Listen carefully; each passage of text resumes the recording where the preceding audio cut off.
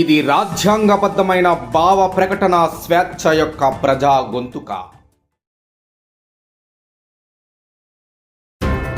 Kirlampudi police స్టేషన్ను ఆకస్మిక తనిఖీ చేసిన జిల్లా ఎస్పీ విక్రాంత్ పటేల్. కాకినాడ జిల్లా జగ్గంపేట సర్కిల్ పరిధిలో ఉన్న కిర్లంపూడి పోలీస్ స్టేషన్ని జిల్లా ఎస్పీ విక్రాంత్ పటేల్ ఆకస్మిక తనిఖీ చేసి పెద్దాపురం డీఎస్పీ శ్రీహరిరాజుతో కలిసి పోలీస్ స్టేషన్ పరిసరాలను భవనాన్ని పరిశీలించారు. ఈ సందర్భంగా ఎస్పీ పోలీస్ స్టేషన్కు సంబంధించిన వివిధ రికార్డులను పరిశీలించి కిర్లంపూడి ఎస్ఐజీ సతీష్ కుమార్కు పలు సూచనలు చేశారు. పోలీస్ స్టేషన్ను పరిశుభ్రంగా ఉంచాలని, ప్రతి విషయాన్ని రికార్డులు యందు జాగ్రత్తగా నమోదు చేయాలని, పోలీస్ స్టేషన్కు వచ్చే వారిని మర్యాదపూర్వకంగా చూసి వారి సమస్యలను పరిష్కరించాలని ఆదేశించారు. ఈ సందర్భంగా ఎస్పీ విక్రాంత్ పటేల్ మీడియాతో మాట్లాడుతూ సైబర్ నేరాల పట్ల ప్రజలు అప్రమత్తంగా ఉండాలని, సామాజిక మాధ్యమాల్లో అతిమీరి ప్రవర్తిస్తే కఠిన చర్యలు తప్పవని హెచ్చరించారు. రోడ్ల ప్రమాదాల నివారణకై ప్రత్యేక నిఘా ఏర్పాటు చేయడం జరిగిందని, డ్రంక్ అండ్ డ్రైవ్లో కానీ బహిరంగ ప్రదేశాల్లో మద్యం సేవించి కానీ పట్టుబడితే చట్టపరమైన కఠిన చర్యలు తప్పవని హెచ్చరించారు. ఈ కార్యక్రమంలో Jaggampeta CA YRK Srinivas, Kirlampudi police station సిబ్బంది ఉన్నారు. రివ్యూ చేయడం జరిగింది. So on the surface the functioning of police station is satisfactory. ఇటీవల కాలంలో మన సైబర్ నేరాలు చాలా పెరుగుతున్నాయి కాబట్టి ఆ సైబర్ నేరాల పట్ల అవగాహన ప్రజల్లో పెంచడానికి మనం ఐఎమ్ సైబర్ అవేర్ అని ఒక వినూత్న కార్యక్రమం స్టార్ట్ చేశాము. ఈ భాగంగా కొన్ని వీడియోలు, అంటే అవేర్నెస్ వీడియోస్ క్రియేట్ చేయడం జరిగింది. ఇవన్నీ మనం తీసుకెళ్ళి ప్రజల్లో విలేజ్ విజిట్స్లో మన సిఎల్ఎస్ఐలో అక్కడ డిస్ప్లే చేస్తారు.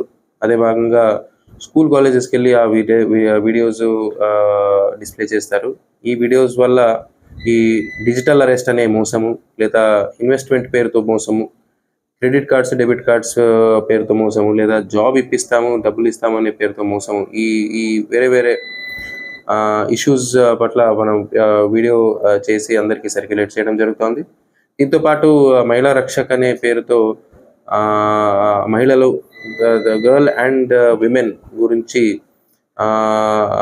వాళ్ళ సేఫ్టీ కోసము పోక్సో చట్టం గురించి అందరికీ అవగాహన ఇవ్వడానికి ప్రతి స్కూల్, విలేజ్, కాలేజెస్కి వెళ్ళి ఆ చట్టాల గురించి అవగాహన ఇవ్వడం జరుగుతుంది. దీంతోపాటు evening time, morning time school colleges దగ్గర యాంటీ ఈవ్ టీజింగ్ స్క్వాడ్స్ లాగా వాళ్ళు తిరుగుతున్నారు.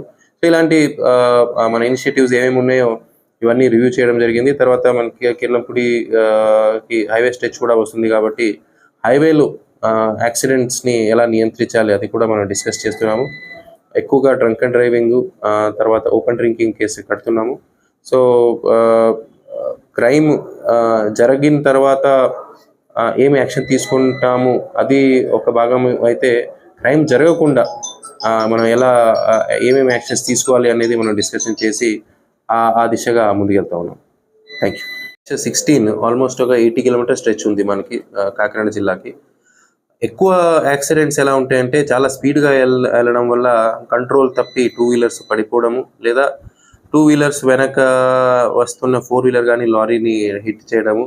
సో అవన్నీ అలాంటివి మనం అబ్జర్వ్ చేయడం జరిగింది. అందుకే డ్రంక్ అండ్ డ్రైవింగ్ తప్పనిసరిగా మనం అంటే ఒక్కరు కూడా తాగి వెహికల్ నడపడానికి లేదని మనం ఇనిషియేటివ్ తీసుకున్నాము. తర్వాత ఇక్కడ మ్యాజిస్ట్రేట్స్ 1 రోజు నుంచి 7 రోజు జైలు జరిమానా కూడా వేస్తున్నారు మన తాగి నడపడం మనం పట్టుకుంటే. దానివల్ల ప్రజల్లో తాగి బండి నడపాలంటే భయం రావాలి. సో భయం కోసం ఏదైనా చేస్తున్నాము. ఎందుకంటే తాగిన తర్వాత మన రియాక్షన్ టైం అనేది ఏముంటుందో ఆ రియాక్షన్ టైంలో చాలా తేడా ఉంటుంది. సో మనం ఒక బ్రేక్ వేయడానికి 0.1 సెకండ్ లేట్ అయినా యాక్సిడెంట్ జరిగిపోతుంది. సో ఇవన్నీ ఒకవైపు అవగాహన పెంచుతున్నాము, ఒకవైపు జైలు జరిమానా లేదా 10,000 ఫైన్ ద్వారా భయం కూడా ఉండాలి అని మనం స్టెప్స్ తీసుకుంటాం. ఇవన్నీ సోషల్ మీడియాలో అసభ్యకరమైన పోస్టులు ఎవరు పెట్టారో, కంప్లైంట్ మనకి ఎప్పుడెప్పుడు వచ్చినాయో అప్పుడప్పుడు మనం ఇన్వెస్టిగేషన్ తీసుకోవడం జరిగింది.